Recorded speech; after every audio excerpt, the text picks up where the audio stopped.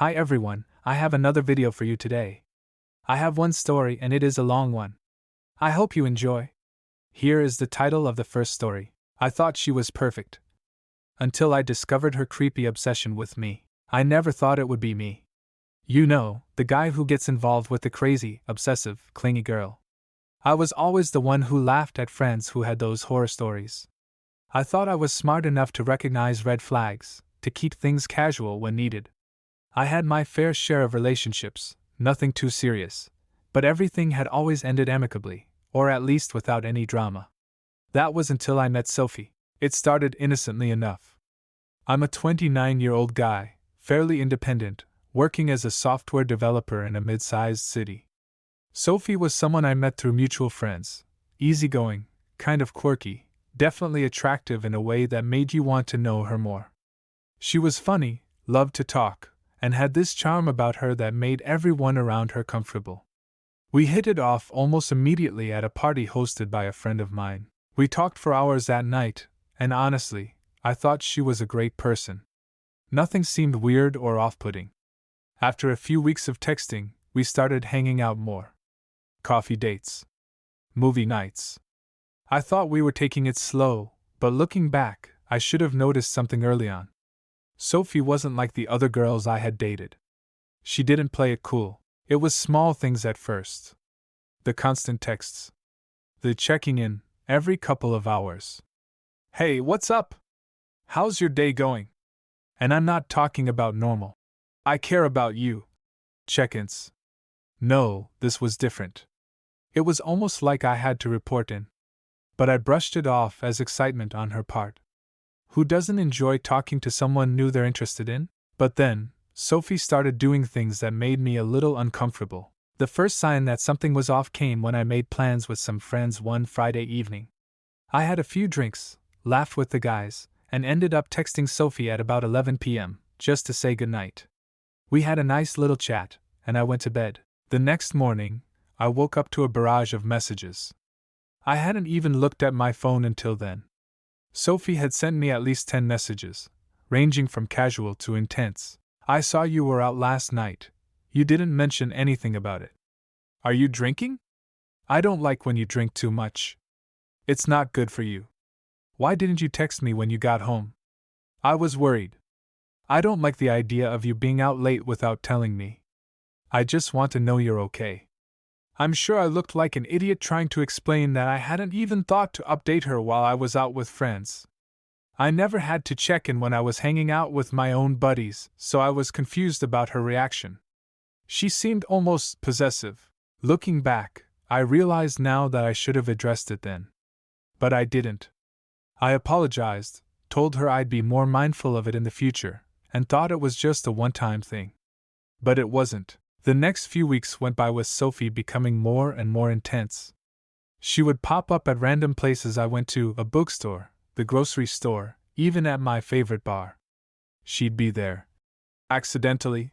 And it would always make me feel like I was being watched. I didn't say anything. I didn't want to come off as rude or dismissive, but inside, I was starting to feel trapped.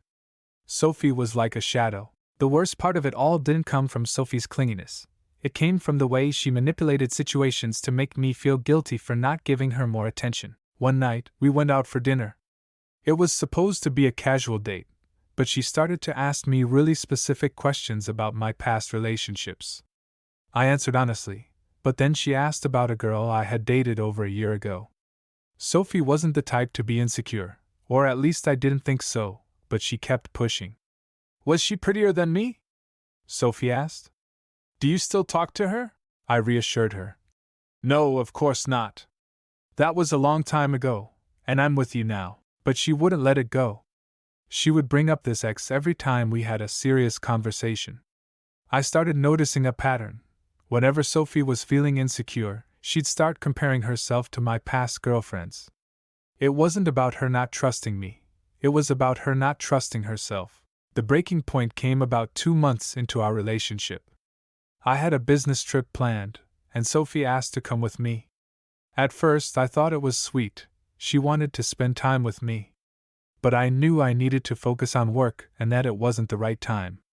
When I told her no, she became distant and upset. She spent the next couple of days barely talking to me. I tried to explain why I couldn't have her tag along, but it didn't matter. Sophie felt rejected. When I came back from the trip, I found that she had been to my apartment uninvited, left little notes in my bathroom, and surprised me with dinner. The worst part?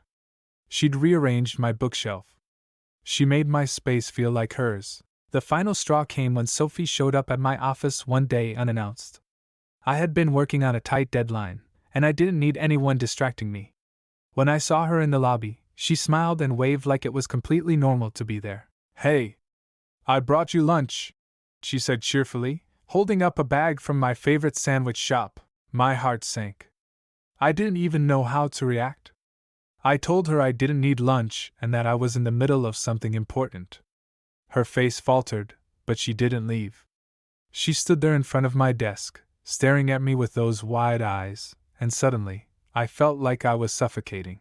I asked her to leave, and when she finally did, I realized just how much her behavior was starting to affect me. I felt guilty for even asking her to go. That's when I realized how deeply tangled up in her manipulation I had become. I tried to break up with Sophie shortly after that. It wasn't easy. She was emotionally manipulative, even going as far as to make me feel responsible for her happiness. "I can't live without you," she told me. "You're all I have," but I knew I had to do it. After the breakup, things only got worse. Sophie didn't take no for an answer. She bombarded me with texts, calls, and emails. She'd leave me long, emotionally charged messages about how much I hurt her. I blocked her on all social media, but somehow, she managed to find new ways to reach me. Then, the messages became more disturbing. One day, I came home to find a package on my doorstep. Inside was a photo album.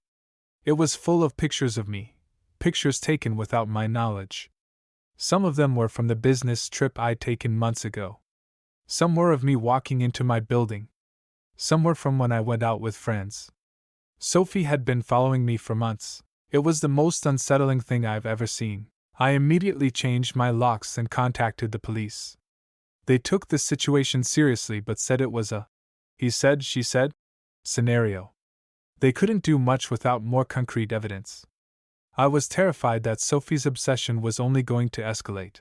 It's been a year since the breakup, and while Sophie's never truly gone, I've distanced myself from her as best I can. I moved to a new city, changed my number, and started over.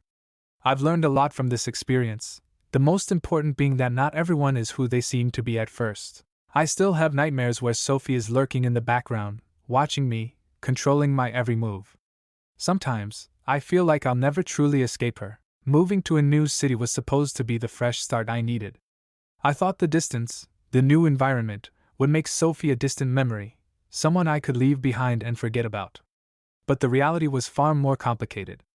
I thought I'd left her behind when I blocked her on everything, when I changed my phone number and my address, but the truth was, there was always that lingering fear in the back of my mind that she was out there, watching, waiting. I spent months being hypervigilant, looking over my shoulder when I walked down the street, checking my rearview mirror a dozen times when I drove. The anxiety didn't just dissipate, it hung over me like a cloud, a constant companion that I couldn't shake off. It was a gnawing fear that gnawed away at my peace of mind. I started to relax after a while. Sophie can't follow me here. I'm in a new city with new people. I got to know my neighbors, joined a local gym, and even started dating again.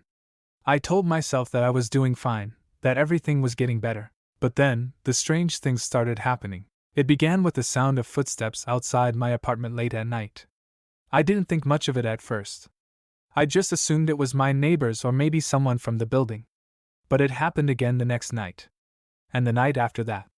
The heavy, deliberate sound of footsteps, pacing back and forth outside my door. I tried to convince myself it was all in my head. I had to be paranoid, right?